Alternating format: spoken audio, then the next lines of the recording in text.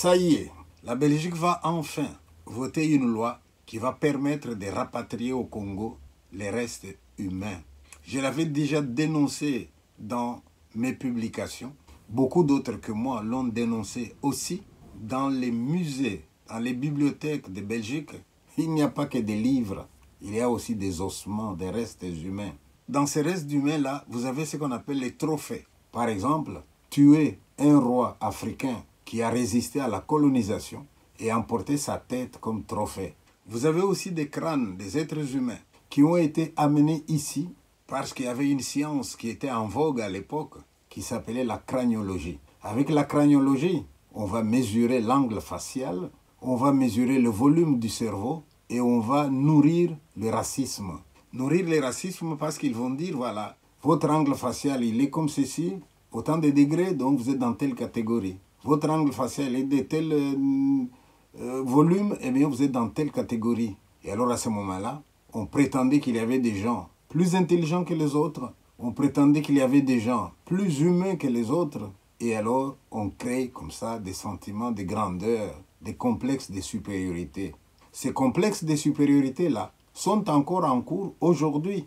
On va voir une guerre qui se passe dans un pays d'Afrique et on va nous parler des causes apparentes, alors que dans la profondeur, il y avait ces théories-là, où on a dit aux uns, vous êtes les meilleurs, vous êtes les plus intelligents, vous êtes proches de nous, les Blancs, et nourris aux mamelles d'une propagande comme celle-là, eh bien, il y en a qui se croient supérieurs, et ça provoque encore des guerres aujourd'hui. Alors on va remettre donc les crânes. Ça sera l'occasion, par exemple, pour le chef Lusinga, qui est devenu célèbre, qu'on puisse rapatrier son crâne et que la famille, la tribu puisse le pleurer et faire vraiment le deuil. Et une fois que le deuil sera fait, nous pouvons espérer que bon, le village va aller de l'avant. Ça sera l'occasion. Ça serait aussi l'occasion d'éclaircir l'affaire de Msiri.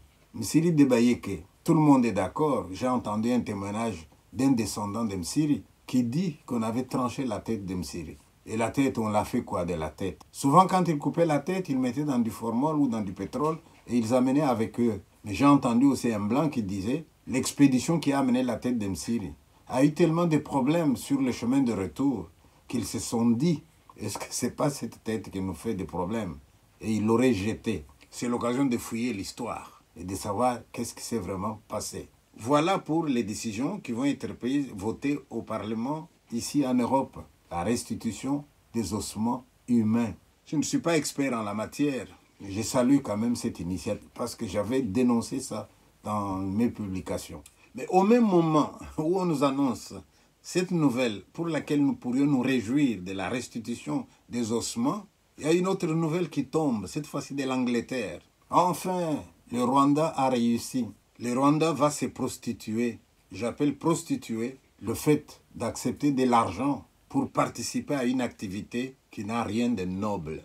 Parmi les causes d'exil, il n'y a pas que les guerres, vous savez. Parmi les causes de l'exil, il y a aussi le fait que les Occidentaux exploitent tellement les autres pays, que les autres sont tellement pauvres, qu'ils se disent, tiens, on va là où vont nos richesses. Je vais prendre un exemple tout simple.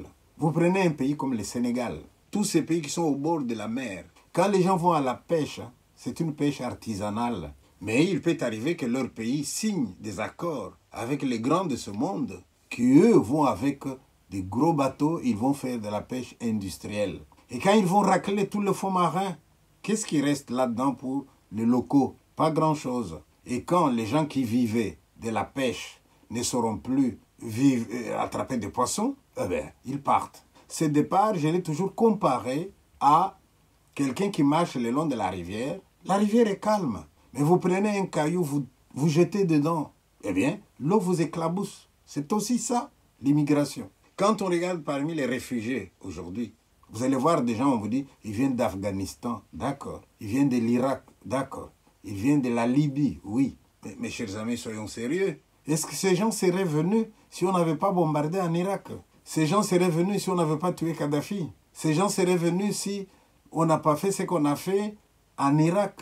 Ce que les Américains reconnaissent aujourd'hui en disant à Israël, ne faites pas l'erreur que nous on a fait en Irak. Ils les reconnaissent aujourd'hui. Tous ces événements-là Sans parler du réchauffement climatique aussi, mettent les gens sur le chemin d'exil. Et ces gens qui sont mis sur le chemin d'exil, eh bien, ils vont où ils vont, en toute liberté. Et là, les Anglais ont décidé qu'ils vont les arrêter et qu'ils vont les envoyer dans un pays africain.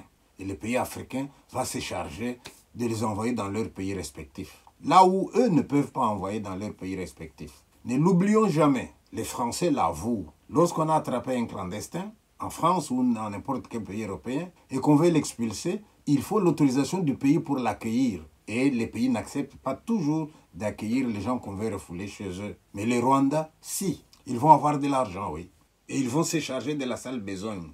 Nous osons espérer que le Rwanda ne va pas traiter ces gens-là de la manière dont on les a traités en Afrique du Nord, où j'ai vu des gens subir des humiliations, où j'ai vu des gens traités en esclaves. Ces images existent, je ne peux même pas les détailler tellement il y a de l'aversion quand on invoque ça. Et quand le Rwanda va être complice d'Angleterre pour envoyer ces gens-là dans tous les pays du monde, que le Rwanda se soucie un peu de savoir est-ce qu'il provoque la sympathie vis-à-vis de son pays, est-ce qu'il provoque de la sympathie ou est-ce qu'il provoque de l'aversion. Tout ça parce que vous allez recevoir de l'argent. Mais au moins une chose est certaine, que ceux qui prétendaient que le Rwanda c'est un petit pays, ils ont besoin de l'espace, eh bien non, le petit pays a de la place pour recevoir les refoulés de l'Angleterre. Et il semble qu'il n'y a pas que l'Angleterre, hein. L'Allemagne et d'autres sont en train d'envisager la même situation. On a trouvé la solution. Chacun son pays où il va refouler ses propres, où on va refouler les indésirables. Je ne sais pas pourquoi, il y a une idée qui me vient à l'esprit. Toute cette histoire me rappelle la catégorie des gens qu'on appelle les nègres de maison, qui complotent avec le maître pour faire la sale besogne. Je sais que c'est le gouvernement rwandais qui a décidé ça. Je ne veux pas dire que tous les Rwandais sont d'accord avec ça.